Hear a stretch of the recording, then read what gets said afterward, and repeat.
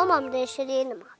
ദേഹിനോസ്മിൻ യദാ ദേഹേ കൗമാരം യൗവനം ജരാ തഥാ ദേഹാന്തരപ്രാപ്തിഃ ധീരസ്തത്ര ന മുഹ്യതി. ഇതിന് സാമാന്യ അർത്ഥം: ഒരു ശരീരത്തിൽ എങ്ങനെയാണോ ബാല്യം, കൗമാരം, യൗവനം, വാർദ്ധക്യം എന്നിവ വരുന്നത്, അപ്രകാരം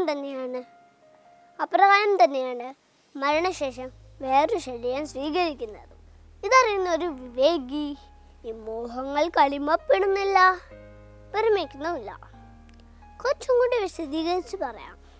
ധർമ്മക്ഷേത്രമായ കുരുക്ഷേത്ര യുദ്ധഭൂമിയിൽ ഭീഷ്മ ദ്രോണാദികളെയും ബന്ധുമിത്രാദികളെയും വധിക്കണമല്ലോ എന്നോർത്ത് വില്ലാതി വീണായ അർജുനൻ വിരമിക്കുന്നു. കയ്യിൽ നിന്ന് ഗാണ്ഡീവം താഴെ വീഴുന്നു. എന്ത് ചെയ്യണമെന്നറിയാതെ പൊട്ടിക്കരഞ്ഞുകൊണ്ട് ഭഗവാനെ ശരണം പ്രാപിച്ചു.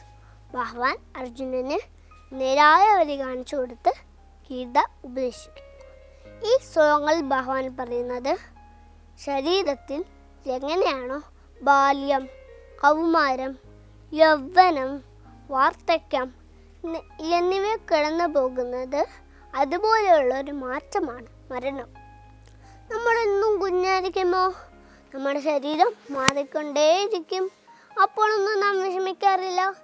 ഒരു കുഞ്ഞ് ബാലനാൽ യുവാവായി മാറുമ്പോൾ കുഞ്ഞില്ലാതെയെന്ന് ആരും പറയാറില്ലല്ലോ, വിഷമിക്കാറുമില്ല. മാറ്റം എപ്പോഴും നടന്നുകൊണ്ടേയിരിക്കും. പകൽ പോയി രാത്രി വരുന്നു, ചൂടുകാലം പോയി മഴക്കാലം വരുന്നു, ഉണ്ടാകുന്നു, വളരുന്നു, തളരുന്നു, നശിക്കുന്നു. ഇവിടെ ഉണ്ടായതെല്ലാം ഒരു നാൾ നശിക്കും.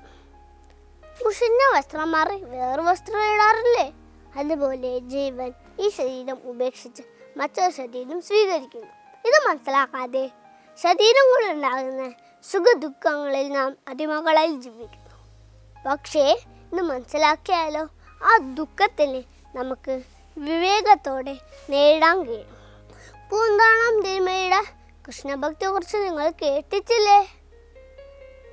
അദ്ദേഹത്തിന് വളരെ കാത്തിരുന്ന് കിട്ടിയ സ്വന്തം ഉണ്ണി ഒരു നാൾ മരിച്ചു പോകുന്നു.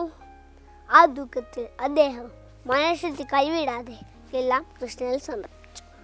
ഉണ്ണി കൃഷ്ണൻ മനസ്സിൽ കളിക്കുമ്പോൾ ഉണ്ണികൾ മറ്റു വേണമോ മക്കളായി? മിത്രങ്ങൾ നമുക്കെത്ര ശിവ ശിവ, വിഷ്ണു ഭക്തന്മാരില്ലേ ഭുവനത്തിൽ. ഇത് തന്നെയല്ലേ ഭഗവാൻ പറഞ്ഞ വിവേകം? അമുത്തമ്മ പറയാറുണ്ട്, നാം ഒരു വാചകം എഴുതി നിർത്തുന്നത് അടുത്ത വാചകം എഴുതി തുടങ്ങാനാണ്. മരണം ഒന്നിൻ്റെ അവസാനമല്ല, മരണം അവസാനത്തിൻ്റെ ആരംഭമാണ്.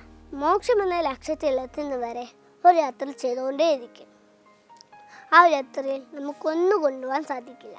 ഒന്നും കൊണ്ടുപോകാൻ സാധിക്കാത്ത ആ യാത്ര നമ്മൾ ചെയ്ത് പുണ്യകർമ്മങ്ങളായിരിക്കും വഴികാട്ടിയേക്കും. മനുഷ്യനെവിടെ ജനിച്ച് പോകും കൊതിച്ച് നേടുന്നു, എടുക്കുവാനിലൊടുക്കമൊന്നും തിരിച്ചു പോകുമ്പോൾ തനിച്ച് വന്നവൻ തനിച്ചു പോകും തുണയ്ക്കൊരാളഞ്ഞേ. കണക്കെടുത്താൽ പെരുത്ത നഷ്ടം മനുഷ്യജന്മങ്ങൾ, കണക്കെടുത്താൽ പെരുത്ത നഷ്ടം മനുഷ്യജന്മങ്ങൾ. ഓരോ നിമിഷവും ഈശ്വരഭക്തിയോടെ നല്ല കർമ്മങ്ങൾ ചെയ്ത് നഷ്ടമില്ലാതെയാക്കാം നമുക്ക് ഈ ജീവിതം. ലോകാക സംസ്ഥാക സുഖിനോ ഭവന്തു. ഓം അമൃതേശ്വരിയെ നമഃ.